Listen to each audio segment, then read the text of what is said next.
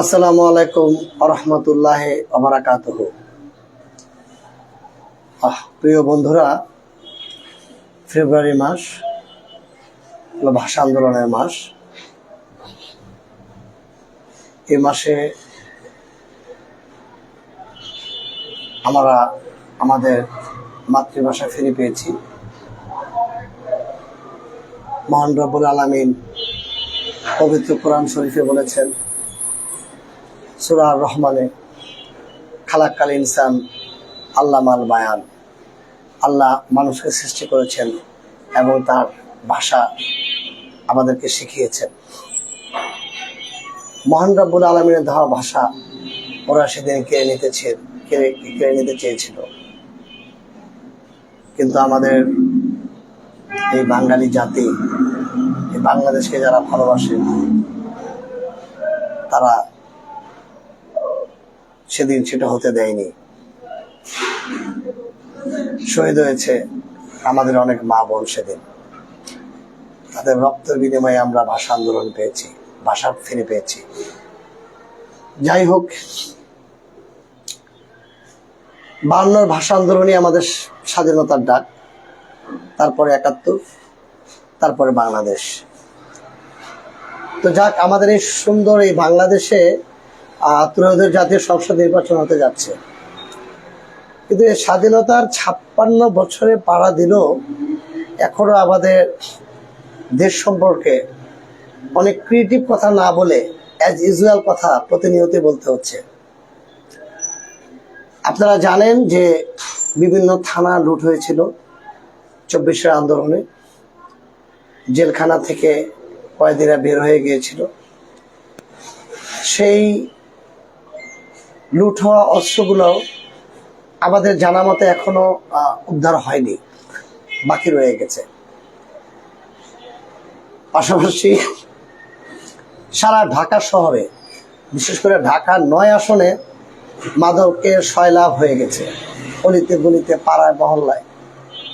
আমার কাছে খুব কষ্ট হয় একই কথা বারবার বলাতে, যে এখনো মাদকের যারা গডফাদার, যারা এটাতে জড়িত, তাদের কাউকে এখনো গ্রেপ্তার করা হয়নি।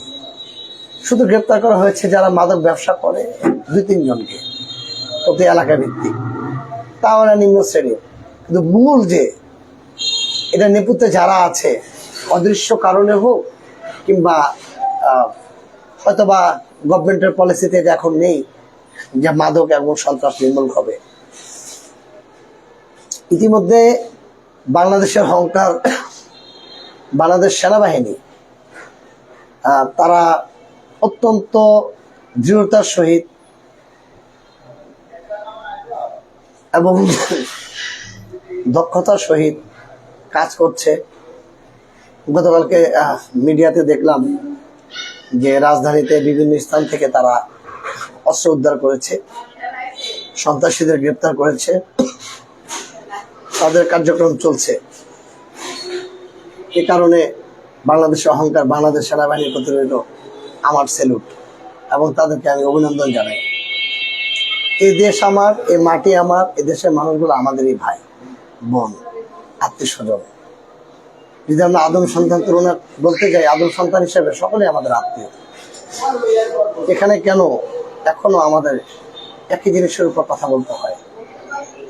ত্রয়োদশ জাতীয় সংসদ নির্বাচন সামনে, ভাইরাস মানুষ কিন্তু একটু আতঙ্কের মধ্যে আছে, কারণ এরা এখনো গ্রেপ্তার হয়নি। এরা কোন দলের, এটাকে এখনো আইডেন্টিফাই করতে সক্ষম হয়নি। যদিও সন্ত্রাসীরা কোনো দলের নয়, মাদক ব্যবসায়ীরা কোনো দলের নয়, তারপরেও আমি বলবো যে এদেরকে নির্মূল করতে না পারলে এই নির্বাচনে যদি তারা কোনো প্রকার ভীতিকর পরিস্থিতি তৈরি করে, তখন কি হবে?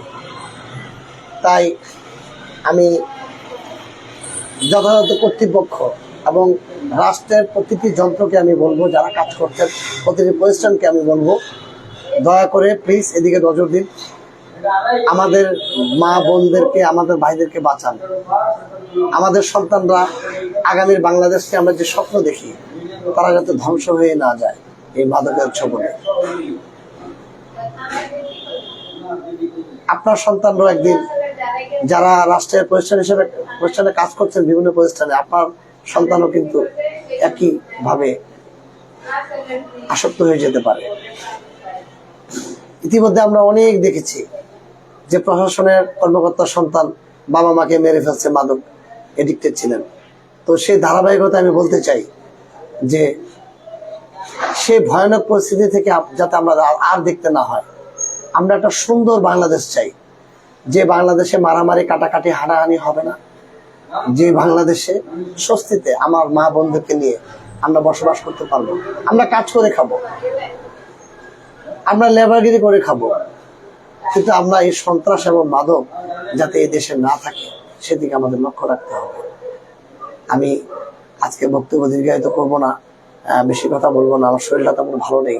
তারপরেও মনের অজান্তে নিজেকে যখন প্রশ্ন করি আর ধরে রাখতে পারি না, চলে আসি আপনাদের মাঝে। একটাই কারণ, আমাদের এই দেশকে রক্ষা করতে হবে। স্বাধীনতা অর্জন থেকে স্বাধীনতা রক্ষা করা অনেক কঠিন, সেটা আমরা পড়েছিলাম। এখন যে পরিস্থিতি বিরাজ করছে, এটা কবে বিস্ফোরণ হবে, কিভাবে হবে আমি জানি না। তবে আপনারা আমার সন্তানদেরকে বাঁচাতে হলে, আপনারা আমার সন্তানদেরকে সুস্থ পরিবেশে শান্ত রাখতে হলে সন্ত্রাস এবং মাদক অতি দ্রুত নির্মূল করতে হবে। আমি বাংলাদেশ সেনাবাহিনী থেকে শুরু করে রাষ্ট্রের প্রতিটা যন্ত্রকে, বাংলাদেশ পুলিশ বাহিনী, র্যাপিড অ্যাকশন ব্যাটালিয়ন, আমি সকলকে বলবো আপনারা অনেক উইংস আছে, এগুলো বের করার, দয়া করে বের করুন। আমাদের জনমনের স্বস্তি ফিরে নিয়ে আসুন। আর যে নির্বাচনটা হতে যাচ্ছে, মানুষ যাতে স্বতঃস্ফূর্তভাবে দিতে পারে তার ভোট, যার ভোট সে যাকে ইচ্ছা তাকেই দিবে। আমি আর বেশি কথা বলবো না, ভুল হলে ক্ষমা দৃষ্টিতে দেখবেন। আসসালামু আলাইকুম ওয়া রাহমাতুল্লাহি ওয়া বারাকাতুহু।